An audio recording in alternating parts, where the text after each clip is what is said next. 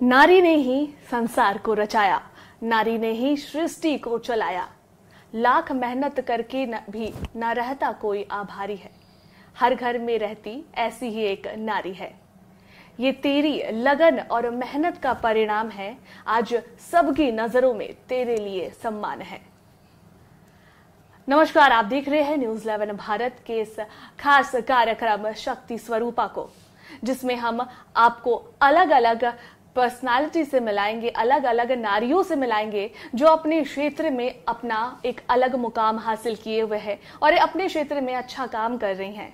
ऐसी ही एक शख्सियत हमारे साथ यहाँ मौजूद है, डॉक्टर नेहा रानी, जो कि स्किन स्पेशलिस्ट है। आज उनसे ही हम बातचीत करेंगे, उनके लाइफ जर्नी के बारे में जानेंगे कि कैसे उन्होंने इस मुकाम को हासिल किया, कैसे उन्होंने अपने प्रोफेशन, अपने पर्सनल लाइफ को कैरी कर यहाँ तक बढ़ी, इतना आगे बढ़ी। तो सीधा उनसे जुड़ते हैं और उनसे ही उनकी जुबानी, उनके लाइफ के बारे में, उनकी जर्नी के बारे में जानते हैं। मैम, आपका बहुत बहुत स्वागत है न्यूज़ 11 पे। धन्यवाद। सबसे पहले तो शक्ति स्वरूपा हमारा ये जो खास कार्यक्रम चल रहा है, इसमें हम अलग अलग नारियों से मिल रहे हैं, अलग अलग पर्सनालिटी से जो अलग एक मुकाम हासिल किए हुए, लेकिन लोगों के नजर के सामने नहीं आते हैं। आप लोग पर्दे के पीछे से काम कर रहे हैं। तो हमारा ये प्रयास रहा कि हम लोग आपको सामने लाए, मिलवाए, आपकी लाइफ जर्नी को बताए। तो आपकी ही जुबानी सुनना चाहेंगे कि आपकी इस लाइफ जर्नी के बारे में, कि कैसे आप यहाँ तक पहुंची और किसका सहयोग रहा, कितना मोटिवेशन मिला, किससे मिला, ये आपसे जानने की पूरी कोशिश करेंगे। जी, मैं सबसे पहले धन्यवाद देना चाहूँगी न्यूज़ 11 का, जिसने मुझे ये प्लेटफॉर्म दिया जिससे मैं अपने बातों को एक्सप्रेस कर पाऊँ और लोगों तक पहुँचा पाऊँ कि मैंने यहाँ तक जितनी मेहनत की है, कैसे मैं यहाँ तक पहुँची हूँ और किस संघर्षों का सामना करना पड़ा है। तो धन्यवाद न्यूज़ 11। आपके लाइफ जर्नी के बारे में जानना चाहेंगे। सबसे ज्यादा कौन मोटिवेट किया आपको इस फील्ड को चूज करने के लिए? देखिए, इस फील्ड को चूज करना मेरे मम्मी पापा का सपना था। उन्होंने ही एक सपना देखा था कि मेरी जो पहली बेटी हो वो डॉक्टर बने। तो एक प्रेरणा वहीं से मिली, क्योंकि मेरा चॉइस था कि मैं इंजीनियरिंग सेक्टर में जाऊं। मैंने मैथ्स और बायोलॉजी दोनों लिया था +2 में। तो मेरा चॉइस, मेरी झुकाव ज़्यादा मैथ्स की तरफ थी। बट मेरे पापा का शौक था कि बेटी डॉक्टर बने। तो फिर उस कंडीशन में जब बच्चे रहते हैं तो उस टाइम हमारा एक्चुअली वो मैच्योरिटी नहीं होता है उस स्टेज में कि हम डिसाइड कर सके कि हमें क्या बनना है आगे।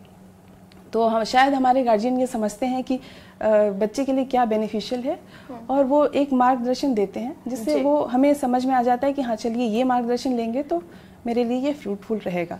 तो मैंने बायोलॉजी ली थी, तो मैंने मैथ्स बायोलॉजी दोनों लेके फिर कंपटीशन की तैयारी की और भगवान का कृपा था। बिल्कुल। तो आपकी मेहनत जो है वो आखिरकार रंग लाई। स्कूलिंग आपका कहाँ से हुआ? मेरी स्कूलिंग 10th की bishop Westcott girls school Namkum से हुई है। जी। मैं बोर्डर थी वहाँ पे, हॉस्टल में रहती थी, क्योंकि मेरे पापा कोल इंडिया में जॉब करते थे। तो उनकी पोस्टिंग ऐसी जगह होती थी जहाँ पे बहुत अच्छे स्कूल्स नहीं होते थे। तो उन्होंने और मेरी माँ ने ये सोचा था कि ऐसा प्लेटफॉर्म दें जहाँ से बच्चे को एक जंप मिल सके, एक आगे बढ़ने की एक चाहत मिल सके और एक माध्यम मिल सके। तो शायद बिशप वेस्टकॉट स्कूल ऐसा, मुझे वो प्लेटफॉर्म मिला वहाँ पे, जिससे मुझे सब कुछ समझ में आया कि आगे मुझे क्या करना है, कैसे इंडिपेंडेंटली मुझे रहना है, क्या डिसीजंस लेने हैं लाइफ में। तो मैं बोलूँगी कि एक सबसे पहला जो मुझे मिला इंस्पिरेशन, वो था मेरा 10th का स्कूलिंग। आप ये लाइन नहीं चूज करना चाहती थी, आपने कहा इंजीनियरिंग करना था आपको, तो फिर आपके लिए ये कितना मुश्किल रहा? जी, ऐसे जब मैं फिर 10th के बाद मैं +2 में आई, तो 11th-12th मैंने DAV शामली से किया है। तो हमारे एक सर थे, डॉक्टर AK सिंह, जो बायोलॉजी के टीचर थे और अभी भी पढ़ाते हैं वो बायोलॉजी। तो वो एक बहुत बड़े सोर्स ऑफ इंस्पिरेशन थे। उन्होंने मुझे, मेरी जो काउंसलिंग की उन्होंने, वो मेरे लिए मेरी लाइफ का टर्निंग पॉइंट था। क्योंकि वो उन्होंने बोला कि जब आपके पेरेंट्स ये चाह रहे हैं तो आप कौन होते हैं फिर डिसाइड करने वाले। तो जब आपको पता है कि आपके पेरेंट्स की ये इच्छा है तो आप कर सकते हैं, और आपका रिजल्ट अच्छा हो रहा है तो आप उसी में आगे बढ़िए, उसी में मेहनत कीजिए और ये होगा। तो एक तो अपने आप पे भरोसा करना ज़रूरी है कि आप क्या कर सकते हैं, बिल्कुल, और दूसरी मेहनत करनी है, और तीसरा तो एक मार्गदर्शन मिल ही जाता है। अगर आप अच्छे स्कूल में हैं, अच्छे टीचर्स की संगति में हैं, तो उनके गाइडेंस में हैं, और आपकी कंपनी अच्छी है जी, तो डेफिनेटली आपको सक्सेस मिलेगा। फ्रेंड्स वगैरह कितने कोऑपरेटिव थे?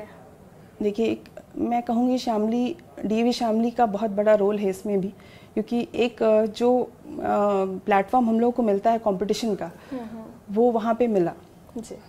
सारे बच्चे वैसे थे जो पढ़ने में इच्छुक थे और उन्हें कंपटीशन क्रैक करना उनका एम था। तो एक माहौल मिल गया कि जब सारे लोग पढ़ रहे होते हैं तो आप भी पढ़ने के लिए इच्छुक होते हैं और मेहनत करते हैं उन्हें बीट करने के लिए। तो एक कॉम्पिटिटिव माहौल मिला हमें वहाँ पे, और मुझे लगता है कि एक टीचर्स का भी बहुत बड़ा योगदान था, जिसमें हमें सही गाइडेंस मिली, क्या पढ़ना है, कैसे पढ़ना है, कितना पढ़ना है, वो मिला हमें वहाँ पे गाइडेंस। फिर हमारे लिए थोड़ी सी लाइफ इजी हो गई, कंपटीशन करने की तैयारी का ढंग बदल गया, तो जिससे हम क्रैक कर पाए उस कंपटीशन को। कॉलेज फिर आपका? फिर कॉलेज हमारी MBBS, जब मैंने competition all India competition crack किया जी जी, तो मेरे रैंक के अकॉर्डिंग मुझे फिर रांची में रिम्स मिला, तो मैंने मेरी MBBS की पढ़ाई रिम्स से। स्किन स्पेशलिस्ट ही आपने चूज किया? जी, वो MBBS की बात करते हैं हम लोग। जब हमारी MBBS कंप्लीट हुई, फिर हमने MD का एग्जाम दिया, उसकी कंपटीशन दी जाती है पोस्ट ग्रेजुएशन के लिए। तो उसमें जो मेरा रैंक स्टेट रैंक था वो 11 था, उसके अकॉर्डिंग फिर मैंने चूज किया डर्मा। जी, डर्मा एक ऐसा फील्ड है जिसमें मैं इस फील्ड को चूज़ करने का सबसे बड़ा रीज़न मेरा ये था कि मैं अपने फैमिली और अपने वर्क लाइफ को दोनों को बैलेंस कर सकूं। जी, है तो बहुत सारे डिपार्टमेंट्स हमारे मेडिकल साइंस में, स्पेशली वो हमारे टाइम में मोस्टली फीमेल्स या फीमेल डॉक्टर्स गायनी ऑप्ट करना चाहती थी जी जी, और उस टाइम में वो काफ़ी डिमांडिंग भी था। बट मुझे ये डिपार्टमेंट थोड़ा बहुत ज़्यादा पसंद नहीं था। तो ये डिपार्टमेंट भी गायनी पसंद जी था? गायनी नहीं पसंद था। गायनी नहीं पसंद था, स्किन इसलिए डर्मा पसंद था मुझे। और डर्मा और रेडियोलॉजी दो चॉइस थे मेरे, तो मुझे रेडियोलॉजी नहीं मिल पाई क्योंकि मैं टॉपर नहीं थी। तो उस प्रोफेशनली आपने ये डर्मा, अपने स्किन स्पेशलिस्ट वाली जर्नी कब से शुरू की? वो मैंने 2010 में शुरू की। 2010? हाँ, 3 साल की पोस्ट ग्रेजुएशन की पढ़ाई होती है। 10 से 2013 तक उसकी पढ़ाई चली। वो रिम्स से ही मैंने किया, लकीली मुझे रिम्स में मिल गया, और हमारे HOD थे डॉक्टर SS चौधरी, उनके अंडर में मैंने ये MD डिग्री ली। और फिर उसके बाद रियल स्ट्रगल शुरू होता है। उस समय तक एक्चुअली उस समय तक लगता है कि सब कुछ ठीक है, चल रहा है, एग्जाम देना है, कंपटीशन क्रैक करना है, वो हो गया। उसके बाद जब आप आते हैं रियल लाइफ में तो आपको समझ में आता है कि अब क्या। मेडिकल प्रोफेशन बहुत बड़ा चैलेंज इसलिए है क्योंकि आप MBBS करते हैं, उसके बाद फिर एक स्ट्रगल आता है, आपको फिर एक कंपटीशन की तैयारी करनी है पोस्ट ग्रेजुएशन। फिर आपने पोस्ट ग्रेजुएशन क्रैक किया, फिर एक आपने MD कर लिया, फिर आप मार्केट में आते हैं, फिर आपको जॉब के लिए सर्च करना है। जॉब मिलती है, अगर आपके अकॉर्डिंग मिल रही तो ठीक है, नहीं मिल रही है तो फिर आपके लिए एक चुनौती वहाँ पर आ जाती है कि आपको प्राइवेट प्रैक्टिस करना है या आपको जॉब लेना है। अब वो पड़ाव इतना डिफिकल्ट होता है हमारे लाइफ में कि हमें करियर भी देखना होता है, और उसी टाइम हमारी शादी हो जाती है। शादी के बाद फिर फैमिली को भी आगे बढ़ाना होता है। सबसे इम्पोर्टेंट शादी के बाद जो प्रॉब्लम आती है कि बैलेंस दोनों देखना पड़ता है। वो चीज कैसे आपने मैनेज किया? आपकी शादी कब हुई? मेरी शादी हो गई थी 2009 में। 2009 में जी, वो थी पोस्ट ग्रेजुएशन से पहले। जब मैंने 2010 में पोस्ट ग्रेजुएशन शुरू किया, उससे पहले मेरी शादी हो गई थी। तो मैं इसमें कहना चाहूँगी कि मैं लकी थी कि मेरे जो पार्टनर हैं वो भी डॉक्टर ही हैं और इस प्रोफेशन को अच्छे से समझते हैं कि इसमें कितना मेहनत करना पड़ता है। तो वो भी एक बहुत बड़ा सपोर्ट था मेरे लिए। इसमें तैयारी करी हमने, और उसके साथ हम लोग फिर मुझे वो रैंक मिला और मैंने पोस्ट ग्रेजुएशन लिया। अब पोस्ट ग्रेजुएशन लेने के बाद मेरा फर्स्ट बेबी 2012 में हुआ। वो मेरी पोस्ट ग्रेजुएशन की पढ़ाई चल ही रही थी, तो फर्स्ट चाइल्ड मैंने उस टाइम डिलीवर किया। और वो फिर वहाँ पे चैलेंज शुरू, नेक्स्ट चैलेंज वहाँ शुरू हो गया कि अब आपको ड्यूटी भी करनी है, बच्चे भी देखने हैं घर में, और पोस्ट ग्रेजुएशन की एग्ज़ाम 2013 में थी, उसको भी कम्पीट करना था। फिर इन-लॉज ने कितना सपोर्ट किया? वहीं पे रोल आता है आपकी फैमिली का। तो मैं ये कहना चाहूँगी कि आजकल की युवाओं को कि कोई भी डिसीजन ले तो हड़बड़ी में ना ले, शादी किससे करनी है, और कभी भी अपने पार्टनर को अगर आप सेलेक्ट कर रहे हैं तो माँ बाप का मशवरा ज़रूर लें उसमें, क्योंकि अगर आप नहीं लेते हैं तो फिर वहाँ पर पेरेंट्स आपको सपोर्ट नहीं कर पाएंगे। और जब आप इस पड़ाव में हैं जहाँ पे आप अकेले हर कुछ नहीं कर सकते हैं, आपको फिर सपोर्ट की ज़रूरत होती है। आपके पेरेंट्स वहाँ पे आ जाते हैं, फिर वो संभालते हैं आपके बच्चों को, इन-लॉ संभालते हैं आपके बच्चों को, ताकि आप कॉन्सेंट्रेट अपने करियर पे कर सकें। फिर वो ज़रूरी हो जाता है, और वहाँ पर फिर आप स्ट्रेस फ्री होके आप दोनों चीज़ों को बैलेंस कर सकते हैं। तो मेरी मदर इन लॉ आ जाती थी, वो उन्होंने संभाला, मेरी माँ 6 महीने तक मेरे बड़े वाले बेटे को रखी। तो ऐसे करके चलता रहा सिलसिला। फिर जॉब का टाइम आया, तो जब मैंने कोल इंडिया में जॉब लिया, क्योंकि मेरे पापा कोल इंडिया से रिलेटेड थे, तो एक चाहत थी कि कोल इंडिया में एक बार सर्विस करके देखना चाहिए। तो मैंने कोल इंडिया का जॉब लिया। उस टाइम मुझे कोल इंडिया का भी बहुत सपोर्ट मिला, बिकॉज इसमें था चाइल्ड केयर लीव, जो सरकारी जगह पे अब झारखंड सरकार में अब शुरू हुआ है, लेकिन उस टाइम केवल सेंट्रल गवर्नमेंट में ये स्कीम थी। चाइल्ड केयर लीव से मैंने जॉब करते करते लीव लेके बीच में लीव लेके अपने बच्चों को, एक बड़े वाले बेटे को देखा, और फिर साथ में जॉब भी की, अर्निंग भी हो रही थी।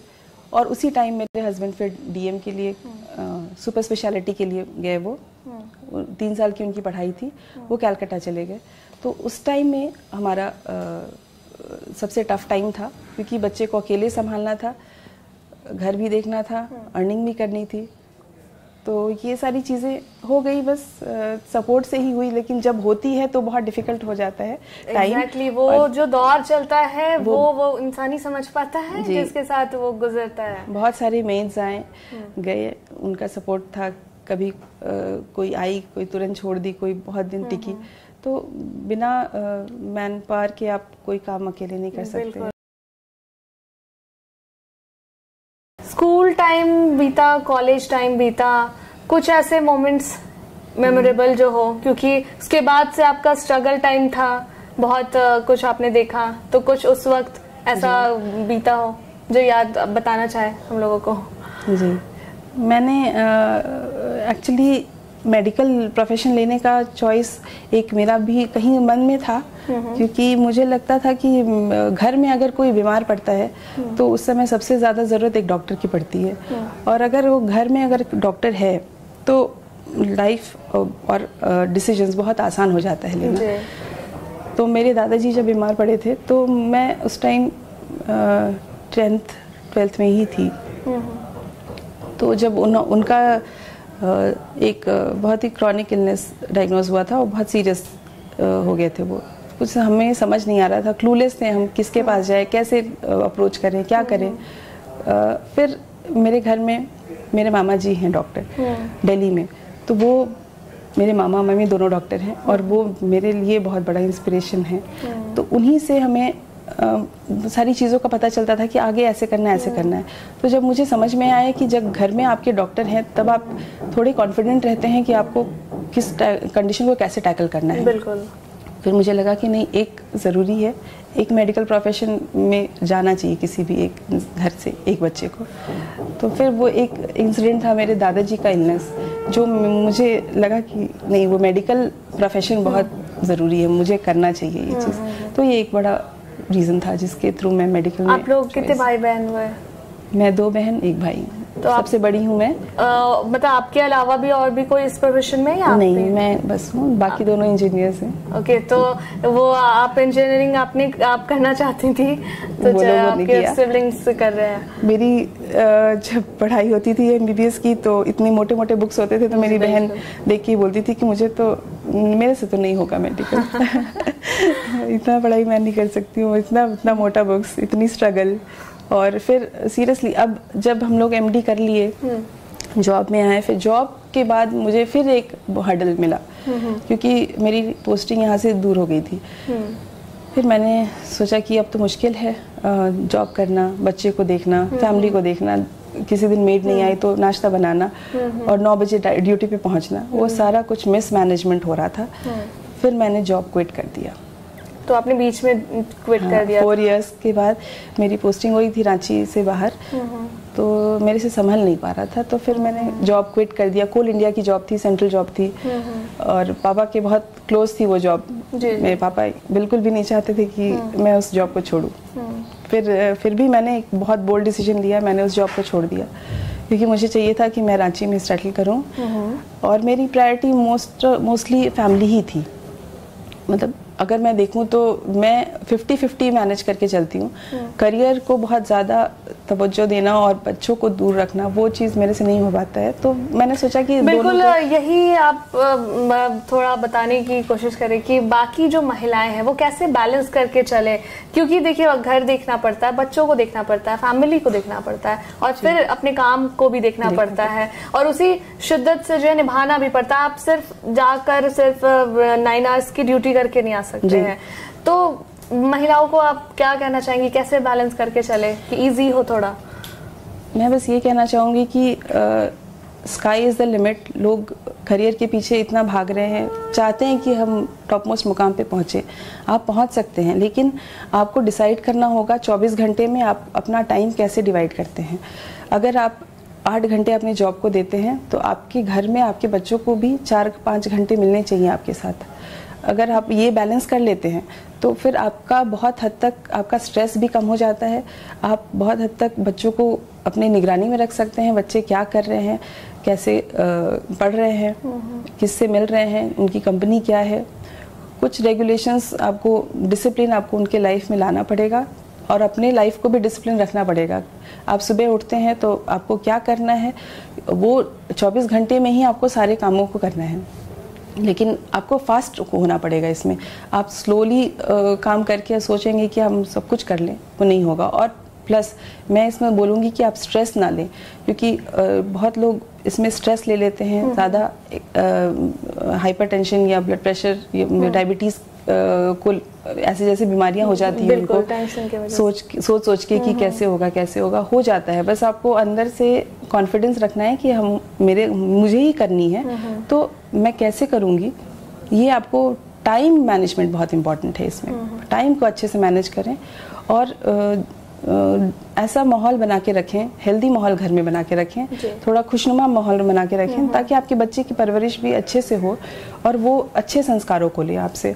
क्योंकि अगर आप खुद वर्किंग हैं तो डेफिनेटली आपके लिए बहुत बड़ा चैलेंज है कि आप काम से आए थके हैं, घर में बच्चों को टाइम दे, लेकिन ऐसा नहीं आप सोचें।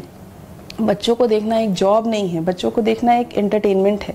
अगर आप वहाँ से थक के आ रहे हैं, अगर आप बच्चों को के साथ आप 1 घंटे भी अगर आप बैठ जाते हैं तो आपका एक स्ट्रेस बस्टर मुझे लगता है, बिल्कुल। वो स्ट्रेस रिलीजिंग होता है।